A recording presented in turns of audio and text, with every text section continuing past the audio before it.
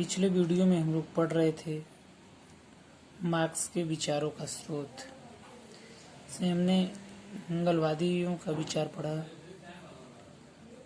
British मंगलवादियों का विचार पढ़ने के बाद हम पढ़ेंगे ब्रिटिश अर्थशास्त्रियों का चिंतन।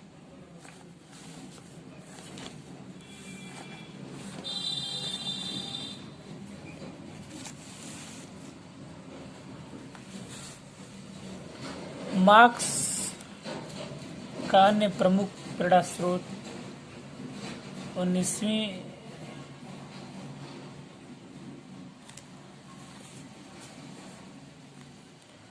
शताब्दी के ब्रिटिश अर्थशास्त्रियों का चिंतन था। मार्क्स का समाज अर्थशास्त्रीय चिंतन उसी से निश्चित है। मार्क्स ने तो कार्ल मार्क्स था। मार्क्स ने एडम स्मिथ,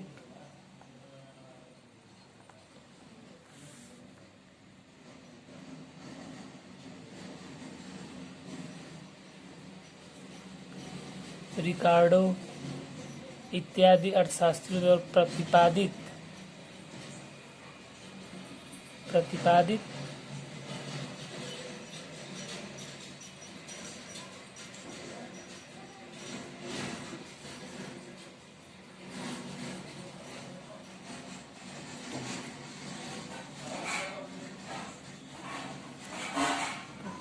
श्रम आधारित मूल्य सिद्धांत।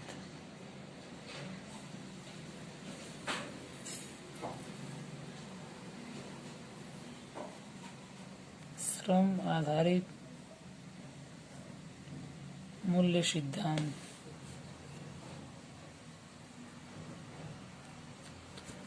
सिद्धांत अतिरिक्त मूल्य का सिद्धांत।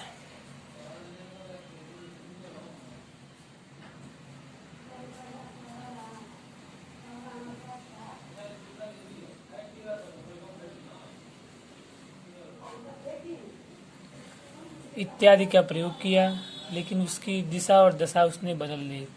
ब्रिटिश अर्थशास्त्रियों ने उन्हें पूंजीवाद के हित में प्रतिपादित किया था और मार्क्स ने उनका प्रयोग श्रमिकों के हित में पूंजीपतियों द्वारा किए जाने वाले शोषण का पर्दाफाश करने के लिए किया।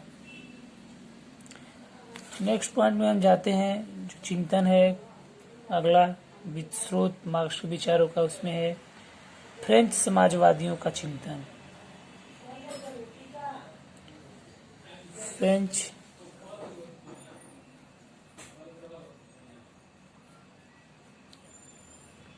समाजवादियों का चिंतन।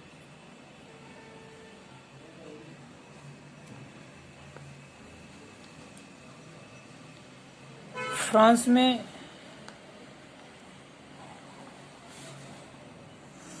में सेंट साइमन,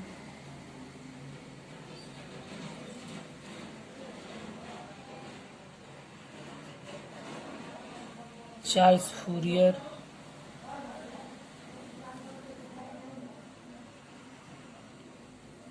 प्रूदो आदि चिंतकों ने जिस समाजवाद का चिंतन किया था उसका स्वरूप समाजवाद का स्वरूप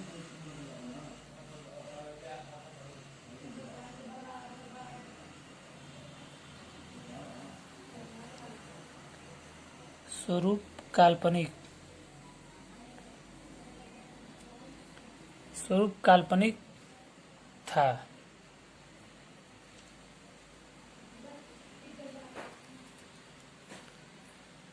सेंट साइमन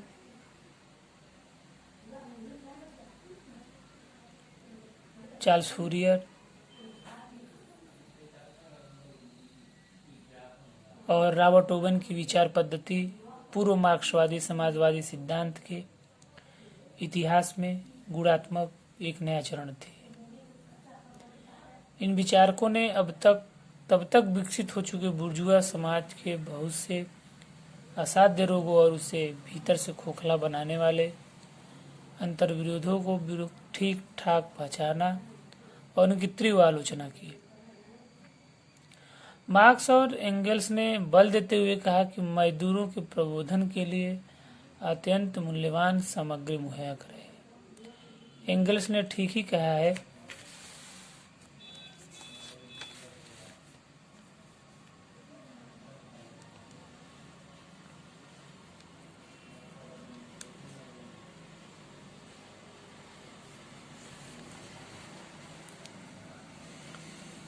ठीक ही कहा है कि वैज्ञानिक समाजवाद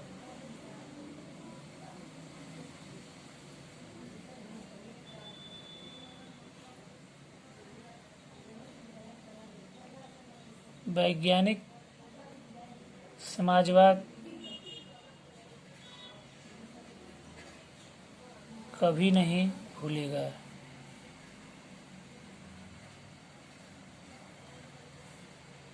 कि सेंट साइमन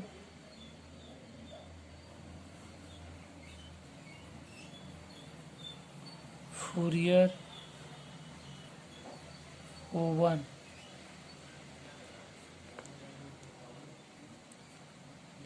के कंधों के सहारे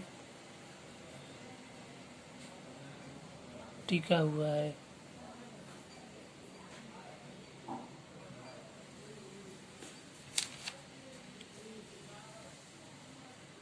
हम चौथे और लास्ट पॉइंट पे आते हैं। सामयिक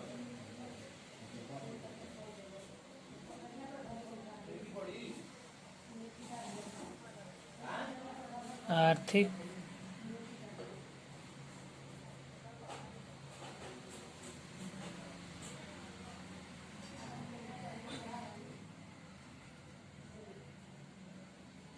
परिस्थितियां। मार्क्सवादी दर्शन का जन्म यूरोप के नवीन युग के इतिहास के लिए काफ़ी अर्थपूर्ण वर्षों में हुआ था। 19वीं शताब्दी के चौथे और पांचवें दशकों की महती सामाजिक, आर्थिक और राजनीतिक घटनाओं ने पहली बार और इतने प्रखर तथा नग्न रूपों में बुर्जुआ व्यवस्था के अंतर्विरोध, पूर्ण प्रकृति तथा जन विरोधी चेहरे को उद्घाटित किया था। पूंजीवाद के सामाजिक मूल्यों की सारी प्रणाली के आरंभ हो चुके संकट को जगजाहिर बना दिया। उन दिनों कम्युनिस्ट घोषणा पत्र के लेखकों ने लिखा कि आधुनिक पूंजीवाद एक ऐसे जादूगर के समान है जिसने अपने जादू के जोर से पाताल लोक की शक्तियों को बुला तो लिया है, लेकिन अब उन्हें काबू में रखने में वह असमर्थ है।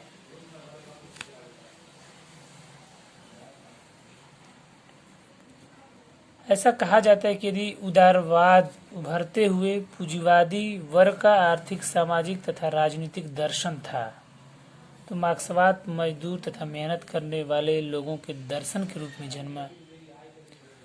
औद्योगिक क्रांति के दौरान पूंजीवादी उद्योगों की प्रगति ने यूरोप में एक नए वर्ग को जन्म दिया। वो था मजदूर वर्ग और पूंजीवादी अर्थव्यवस्था का एक आवश्यक परिणाम जो 19वीं शताब्दी में निरंतर बढ़ता गया और उसकी दशा इतनी दर्दनाक थी कि स्वयं पूंजीवादी लेखक तथा मानवतावादी भी इसकी ओर ध्यान देने लगे।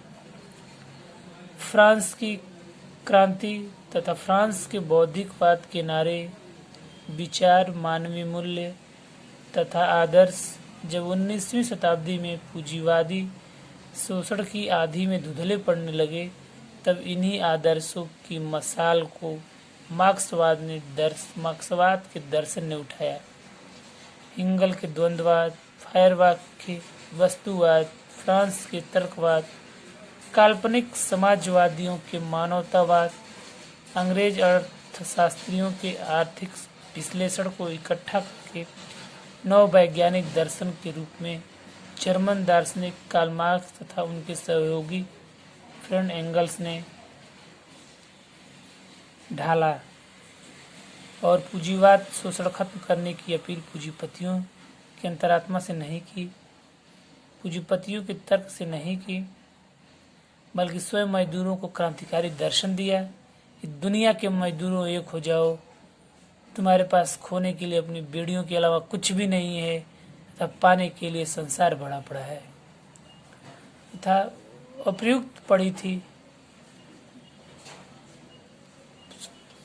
देखें तो हम मार्क्स ने चाहे अपनी ईंटों को बहुत से स्थानों से एकत्र किया हो, परंतु उसने साम्यवाद की जो विशाल भवन बनाया वह सर्वथा मौलिक ही है। उसने सर्वहारा वर्ग को तर्कसंगत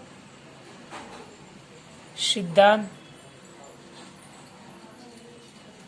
देकर महान गति और शक्ति प्रदान की। उसने समाज साम्यवाद को वैज्ञानिक रूप प्रदान करके आक्रामक बना दिया है।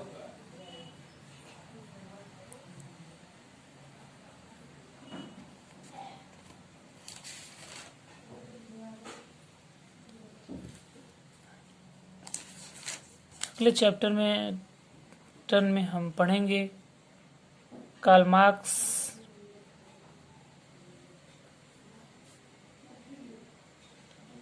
वैज्ञानिक समाजवाद के जनक।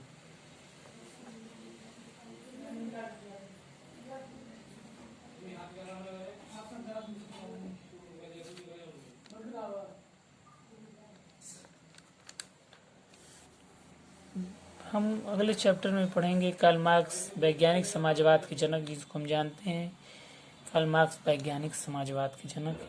नेक्स्ट टाइम में हम पढ़ेंगे। कोई भी क्वेश्चन समझ में जो नया पॉइंट आए, कोई भी क्वेश्चन आप पूछ सकते हैं, मैसेज कर सकते हैं।